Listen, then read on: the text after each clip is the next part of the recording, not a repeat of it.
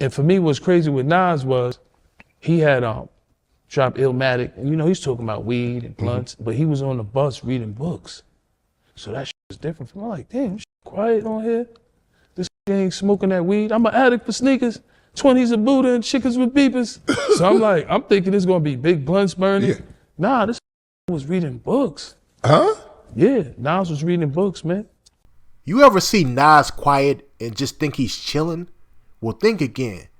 Tony Yayo just opened up about touring with Nas and gave us a side of the legend most people don't see. While the world thinks of Nas as this hip-hop icon dropping bars and hitting the stage, Yayo revealed the real reason he's so sharp. This isn't about flashy lifestyle or wild tour antics.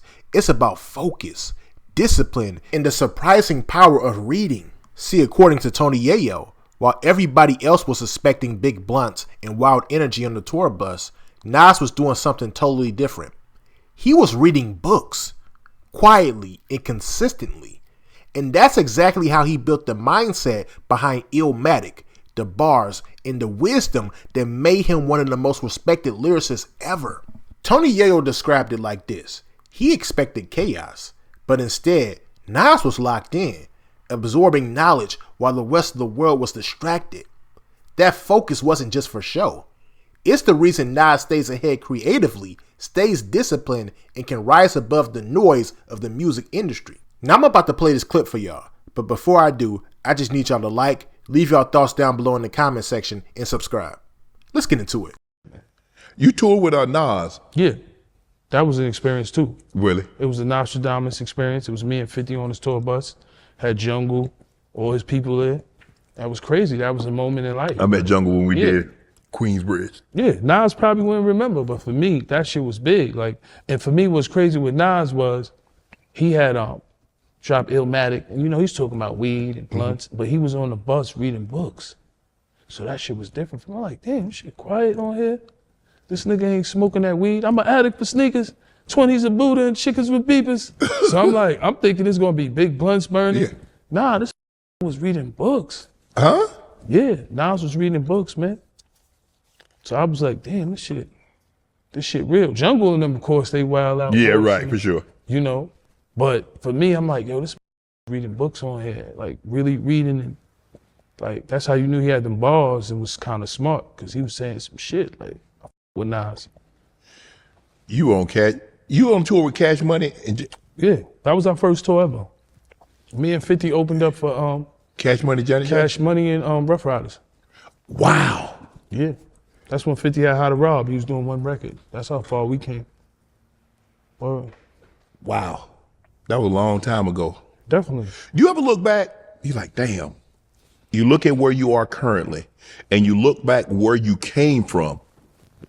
Do you like, I love it. To me, like I was, like I said, I listened to Fat Joe, Jealous Ones Envy. So we had beef with him. I listened to Wu-Tang, had beef with him. Ghostface don't like me till this day, but I f with Ghostface. We had beef with Wu-Tang.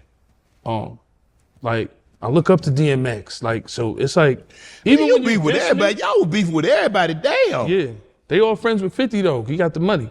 They not friends with I remember one time, we was with Wu-Tang and they was like, I think it was RZA and them, and they was like, everybody come back there except I mean, we just want 50 back there. No Yayo, no nobody. Damn. Yeah, Wu-Tang, I Wu-Tang though. I came up listening to them. I remember I got banned from MTV Red Carpet. Like, I know how the industry is. Just 50. My whole career, just 50, just 50. But you cool with that? Yeah, I'm cool with it. Don't bother me. You spoke about how Bleak said that Fifth don't look out for you. Don't look out for him. Yeah, go ahead, say it. I don't want to cut you off. Yeah, no.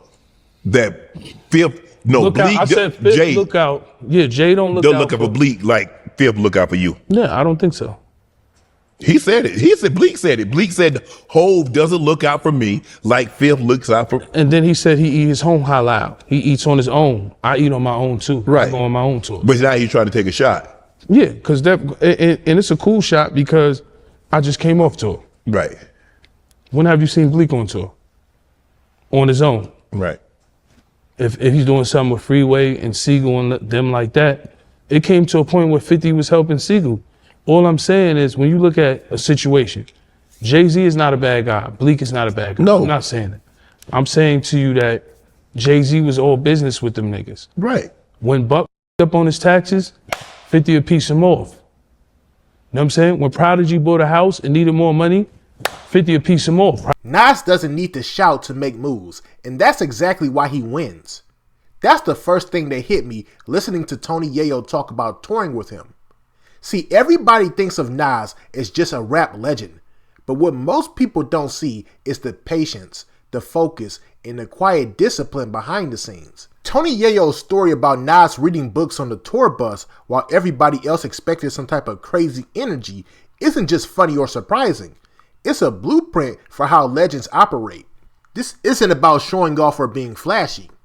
Nas approaches everything with strategy. He studies, he observes, and he builds knowledge quietly. That same patient, focused energy has been key to his success not just in music, but in business too.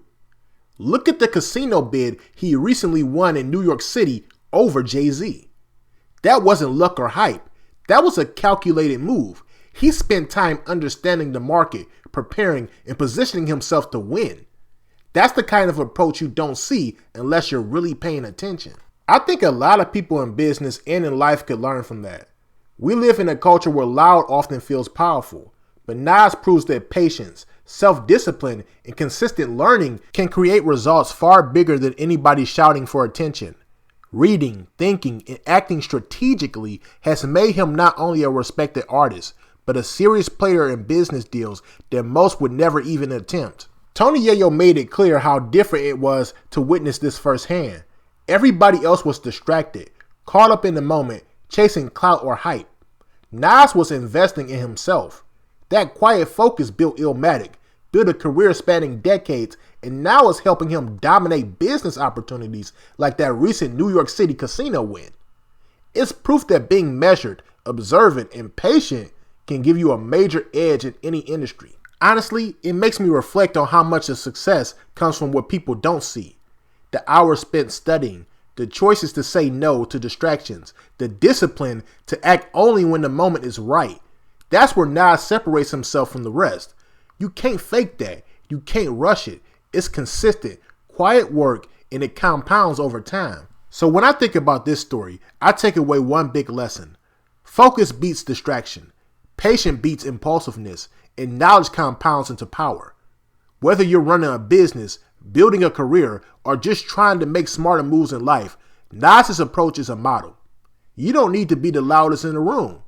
You just need to be the smartest, the most prepared, and the most patient. Before we wrap up, I want to leave y'all with two questions.